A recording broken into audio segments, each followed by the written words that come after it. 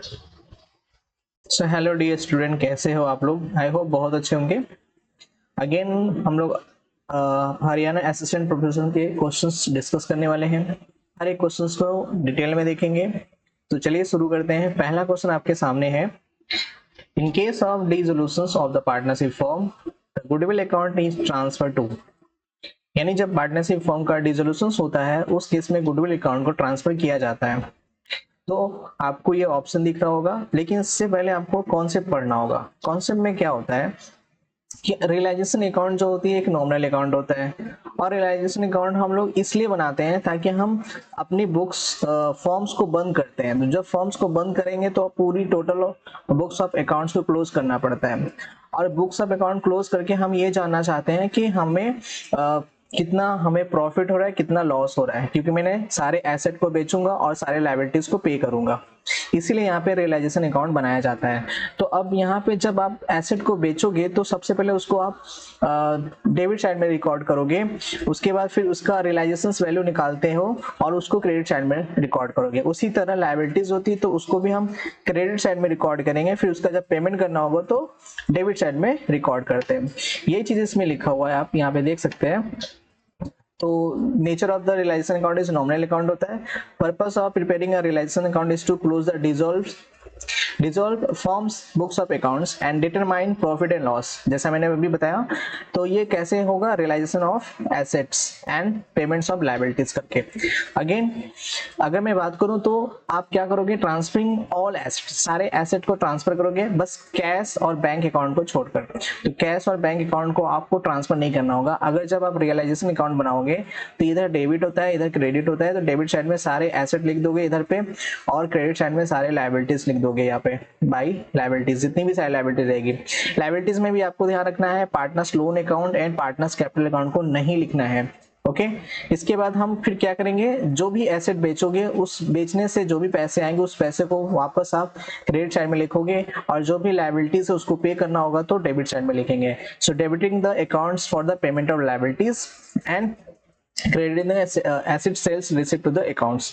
इसके बाद अगर डिसोल्यूशंस करने पे जो भी एक्सपेंसेस होते हैं उसको आप डेबिट साइड में लिखोगे, डिडक्ट करोगे कैश में से, एंड देन फिर आप finally profit and loss account निकाल लेते हो। ये प्रॉफिट एंड लॉस अकाउंट जो है वो पार्टनर्स कैपिटल अकाउंट में ट्रांसफर कर देंगे हम, किस रेशियो में, प्रॉफिट शेयरिंग रेशियो में ट्रांसफर कर देंगे। ठीक है, तो ये मैंने कॉन्सेप्ट बताया। अब इसी कॉन्सेप्ट के बेसिस पे आपको यहाँ पे तुरंत, क्योंकि गुडविल जो है मेरा वो क्या है, एसेट है, तो जब ये एसेट है तो सीधी सी बात है ये आप रियलाइजेशन अकाउंट के कितना दिखाओगे, डेबिट साइड में। ओके चलिए नेक्स्ट क्वेश्चन देखेंगे आप। So in case of dissolution of partnership firm, a partner undertakes to make payment of a liability of a firm is debited. Again वही क्वेश्चन कह रहा है यहाँ पे कि अगर पार्टनरशिप फर्म डिसोल्यूशन होता है, बंद होती है, तो पार्टनर जो है वो अगर किसी भी लायबिलिटी को पे करने के लिए अंडरटेक करता है, कहता है कि मैं उस लायबिलिटी को पे कर दूंगा, तो उस केस में आप फर्म किस चीज को डेबिट करेगा, तो profit and loss account, realisation account, partners capital account, none of the above. तो अब इसके लिए भी आपको कंसेप्ट मैंने बताया यहाँ पे कि अगर लायबिलिटीज पे करने के लिए वो कह रहा है तो रियलाइजेशन अकाउंट में क्या होगा, डेबिट हो जाएगा। तो सी यहाँ पे सेकंड ऑप्शन होगा। कॉन्सेप्ट मैंने जो अभी बताया था सेम वही चीज है यहाँ पे कि ट्रांसफरिंग ऑल एसेट, सारे एसेट ट्रांसफर हो जाएंगे, partners loan account and partners capital account ये छोड़ के हम सारे लायबिलिटीज को क्रेडिट साइड में लिखेंगे। तो अब यहाँ पे क्या हो रहा है कि पेमेंट की जा रही, लायबिलिटीज पेमेंट की जा रही है, तो उसको क्या करेंगे, यहाँ पे डेबिट करेंगे। इस वजह से ये वाला यहाँ पे ऑप्शन सेकंड सही होगा, रियलाइजेशन अकाउंट को डेबिट किया जाएगा। ओके नाउ नेक्स्ट क्वेश्चन है the combined leverage. Combined leverage क्या होते हैं? कंबाइंड लेवरेज का अब यहाँ पे ये दिया हुआ है, आपको देखेंगे कि is the summation of the degree of operating leverage and financial leverage. तो कह रहे हैं समेशन होता है operating leverage and financial leverage का, हो सकता है, और मेजर किया जाता है total risk of the firm के टोटल रिस्क को मेजर किया जाता है, वो कंबाइंड लीवरेज होता है। Is the difference between the degree of operating leverage and financial leverage, indicate the effect that change in sales will have on a earning per shares. तो अब इसमें क्या ऑप्शन होगा, ए एंड बी दोनों होगा, B and C, B and D and C and D. तो इसके लिए भी आपको कॉन्सेप्ट पहले सीखना पड़ेगा। कॉन्सेप्ट ये है कंबाइंड लेवरेज जो है वो मेजर करता है क्या कि combined effect of degree of operating leverage and degree of financial leverage. तो degree of operating leverage and financial leverage का हम कंबाइंड इफेक्ट देखेंगे। किस पे इफेक्ट देखेंगे? अगर मेरा सेल्स चेंज हो रहा है तो जिसकी वजह से मेरे अर्निंग पर शेयर में क्या प्रभाव पड़ेगा, इस चीज को अगर हम देखेंगे कंबाइंडली, यानी degree of operating leverage and degree of financial leverage से, तो उसी को हम यहाँ पे कंबाइंड लीवरेज बोलेंगे। तो कहीं ना कहीं ये क्या है, ना ही समेशन है ना ही डिफरेंस है इन दोनों का, ये है क्या, कंबाइंड है यानी मल्टीप्लाई है, और ये earning per shares upon sales होते हैं, क्योंकि यहाँ पे ये देखा जाएगा कि अगर सेल्स में कोई चेंज होगा तो अर्निंग पर शेयर में क्या प्रभाव पड़ेगा। तो इसके हिसाब से यहाँ पे आप बता सकते हो। अब अगेन अगर हम कुछ और देखना चाहेंगे, पहले तो अब इसका आंसर करेंगे, इसका आंसर क्या होगा। देखिए अब यहाँ पे मैंने बोला कि इंडिकेट द इफेक्ट, तो डी हो जाएगा ऑप्शन डी तो है ही है, और साथ में फिर क्या है, ये measure the total risk of the firm, तो फर्म की टोटल रिस्क को भी ये मेजर करता है। कहीं ना कहीं हम ये जानना ही तो चाह रहे हैं कि अगर सेल कम होगा तो फिर मैं अपने फाइनेंशियल यानी जो मैंने लोन लिया है उस लोन पे इंटरेस्ट कैसे पे करूंगा। और जो डिग्री ऑफ ऑपरेटिंग लेवरेज है, तो ऑपरेटिंग लेवरेज में हमारी कुछ वेरिएबल एक्सपेंसेस होती हैं, वेरिएबल कॉस्ट होती है, फिक्स कॉस्ट होती है, उसको कैसे बियर करूंगा, तो वो टोटल रिस्क ही तो हो गया मेरा एक तरह से। तो बी और डी यहाँ पे ऑप्शन हो गए, यहाँ पे तीसरा सही हो जाएगा। चलिए आगे देख लेते हैं इसके बारे में और लीवरेज क्या होते हैं। तो leverage When a firm needs funds for its organization, जब किसी फर्म को फंड्स चाहिए होता है अपने संस्था के लिए, तो वो क्या करती है, वो फंड इक्विटी शेयर इशू करती है या फिर वो डेब्ट के थ्रू लेती है, लोन के थ्रू लेती है। तो लीवरेज एक प्रोसेस होता है जिसमें क्या किया जाता है कि पैसे लिए जाते हैं इंटरप्राइजेस के लिए, ठीक है, ताकि वो अपने प्रॉफिट को बढ़ा सके, लेकिन इसमें पैसे बोरोइंग के थ्रू लिए जाते हैं, यानी बोरोड मनी होते हैं। जब आप उधार पैसे लोगे तो उसको बोलोगे लीवरेज। यानी सपोज मान लीजिए आपने 500 रुपया लिया है, तो 500 रुपया में आपने 300 रुपया उधार दिया हुआ है, तो 300 रुपया लीवरेज कहलाएगा। जो लीवरेज का अमाउंट है वही आपका जो डेब्ट का अमाउंट है वही लीवरेज कहलाता है यहाँ पे। अब यहाँ पे लीवरेज 3 तरीके से हो सकते हैं। एक तो आपका दिया हुआ है फाइनेंशियल लीवरेज, फाइनेंशियल का मतलब हो गया लोन। ऑपरेटिंग लीवरेज यानी आप प्रॉफिट कमा के पैसे एक्स्ट्रा पैसे बनाओगे, ठीक है। एंड कंबाइंड लीवरेज मतलब प्रॉफिट यानी खुद का पैसा इनटू आपका लोन का पैसा, ठीक है, इन दोनों को कंबाइंड बोलेंगे यहाँ पे। चलिए आगे देखते हैं हम। अब यहाँ पे मैं कुछ बात करने वाला हूँ कि डिग्री ऑफ ऑपरेटिंग लीवरेज का क्या होता है। डिग्री ऑफ ऑपरेटिंग लीवरेज जो होती है ये हमारी कैलकुलेट की जाती है कि हम ये जानना चाहते हैं कि हमारे वेरिएबल कॉस्ट और फिक्स कॉस्ट है उसको मैं प्रॉफिट इतना कमा सकूं ताकि उसको डिडक्ट कर सकूं, ठीक है। तो सिंपल सी बात है कि आप इतना प्रॉफिट अर्न करो ताकि आप अपना वेरिएबल और फिक्स कॉस्ट को माइनस कर सको। इसके लिए हम यहाँ पे एक फॉर्मूला होता है जिसको हम बोलते हैं कि आपने कितना पैसे कमाया, जो भी आप पैसे कमाओगे उसके बेसिस पे आप यहाँ पे कैलकुलेट करोगे।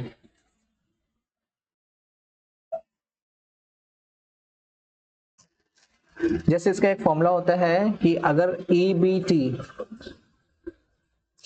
यानी कितना प्रॉफिट कमाया, कॉन्ट्रीब्यूशंस का मतलब यहाँ पे क्या हुआ, सबसे पहले कॉन्ट्रीब्यूशन निकालते कैसे है, सेल आपका होगा, सेल में से आप क्या करोगे, अपने वेरिएबल खर्चे माइनस करोगे। वेरिएबल खर्चे जो है आपको हर हाल में करने पड़ेंगे, उसके बाद जो चीजें आती है उसको बोलेंगे कॉन्ट्रीब्यूशन।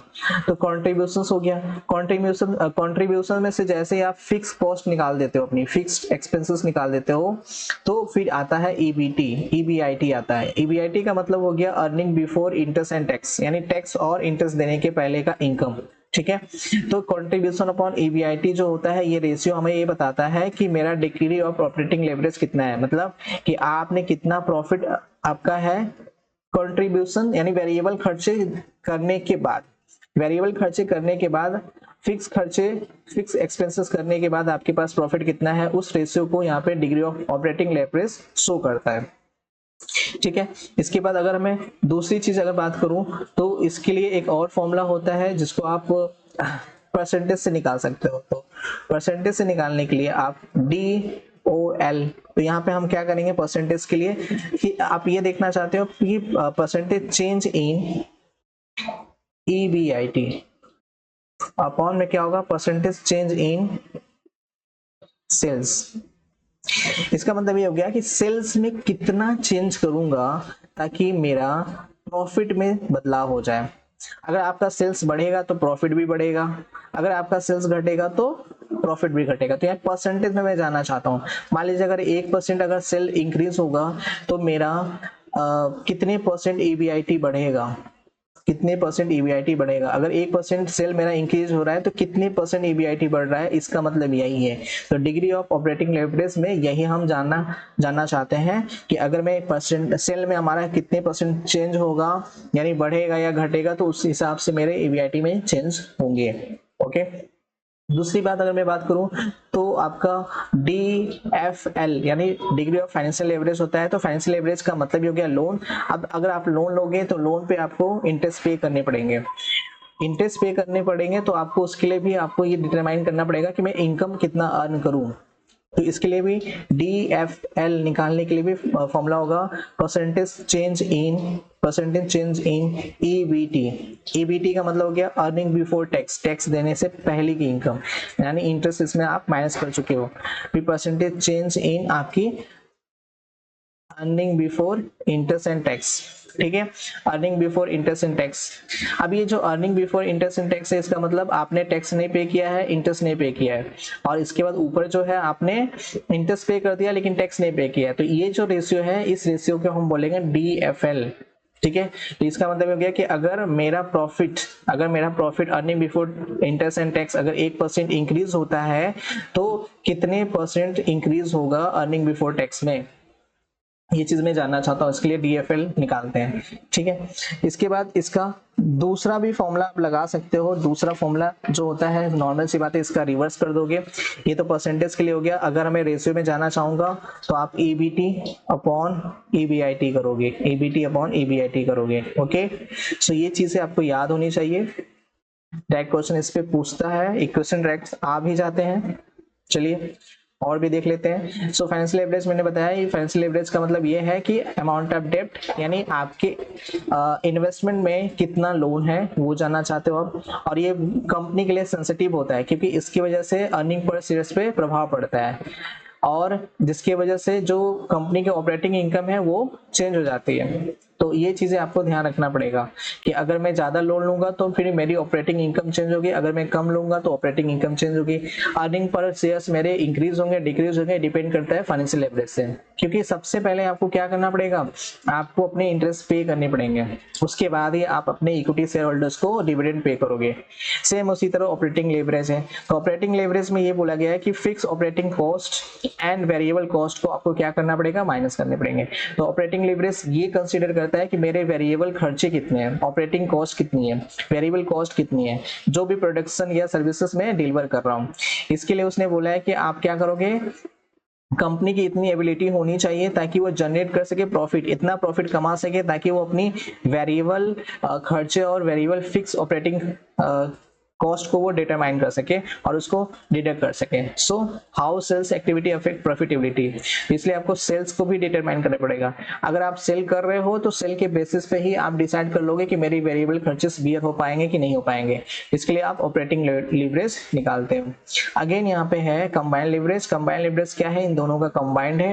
कंबाइंड लीवरेज क्या होता है, स्पेसिफिक चेंज इन सेल्स होता है और leverage ratio known as the combined leverage, जिसमें क्या होता है, समराइजिंग होता है कंबाइंड इफेक्ट, यानी ओवरऑल हम देखा जाएगा कि मेरा degree of financial leverage and degree of operating leverage, इन दोनों का कंबाइंड इफेक्ट देखा जाएगा, उसी को कंबाइंड लेवरेज बोलेंगे। अब इसको कैलकुलेट करने के लिए यहाँ पे बोला, ये टोटल बिजनेस रिस्क होते हैं। किसी भी ऑर्गेनाइजेशन का टोटल बिजनेस रिस्क निकालना है तो आप क्या निकालोगे, कंबाइंड रिस्क निकालोगे, DCL निकालोगे, ठीक है ना। DCL निकालने का यहाँ पे फॉर्मूला वही है, percentage change in sales upon percentage change in EPS। EPS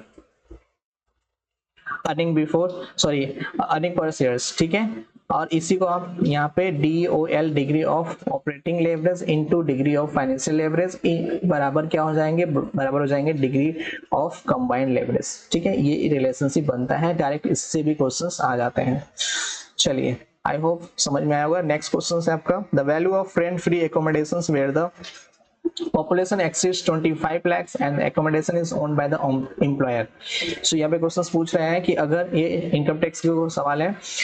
so इसमें ये कह रहा है कि अगर एम्प्लॉयर जो है वो एम्प्लॉय को घर देता है रहने के लिए, और अगर घर वो दे रहा है तो रेंट फ्री एकोमोडेशन मतलब केवल घर दे रहा है और फर्निश करके नहीं दे रहा है। फर्निश करने का मतलब उसमें फर्नीचर वगैरह और सोफा सेट वगैरह सब नहीं दे रहा है।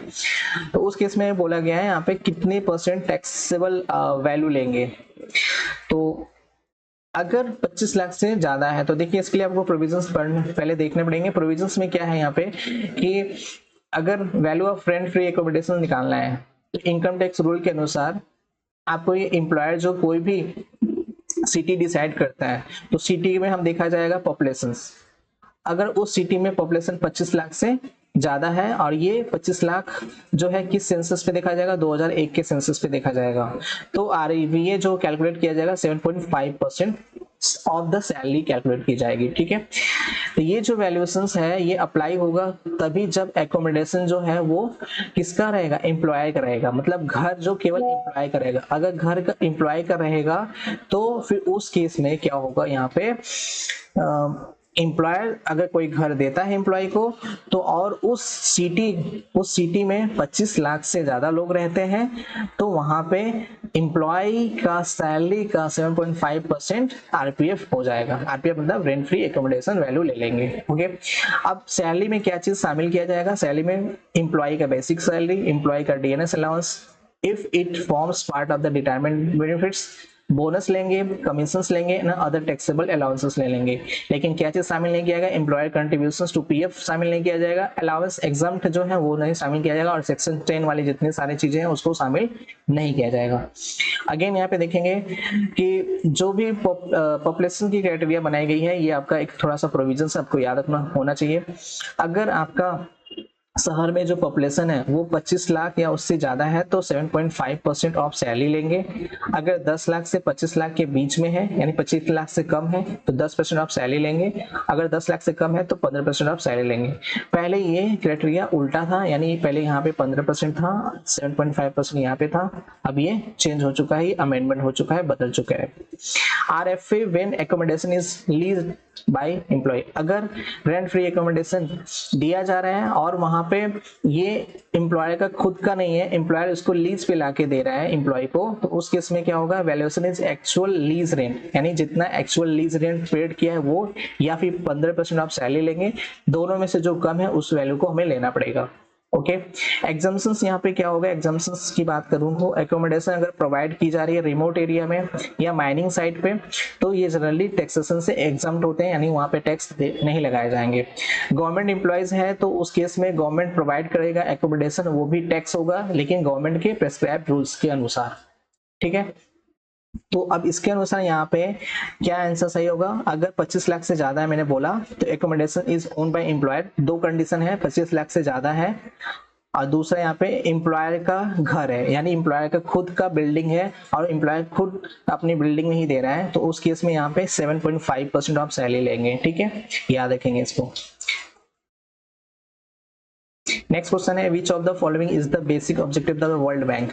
वर्ल्ड बैंक का बेसिक ऑब्जेक्टिव क्या होता है, to provide social service, social service नहीं, टू प्रोवाइड इकोनॉमिक ग्रोथ हो सकता है, प्रोवाइड फाइनेंशियल असिस्टेंस ये भी हो सकता है, टू एरिडिकेट पॉवर्टी यानी गरीबी को मिटाने के लिए।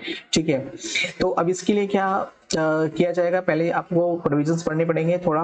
तो वर्ल्ड बैंक का दो मेन ऑब्जेक्टिव होता है, पहला तो एंड एक्सट्रीम पॉवर्टी, यानी वो बहुत गरीबी है उसको, गरीबी को खत्म करना है, तो within a generation and a boost shared prosperity, this mean that the World Bank aims to reduce the number of people living on the less than, यानी ऐसे लोग जिनकी लिविंग स्टैंडर्ड यानी जिनकी जो कमाई है वो $1.90 से कम है एक दिन में, यानी जो लोग $0 से लेकर $1.9 तक कमा रहे एक दिन में उनको बोला गया है वो गरीबी रेखा से नीचे है, यानी बहुत गरीब है। तो उस केस में इस चीज को खत्म करने के लिए वर्ल्ड बैंक का ये ऑब्जेक्टिव है कि मुझे क्या करना है, एक्सट्रीम पॉवर्टी को खत्म करना है।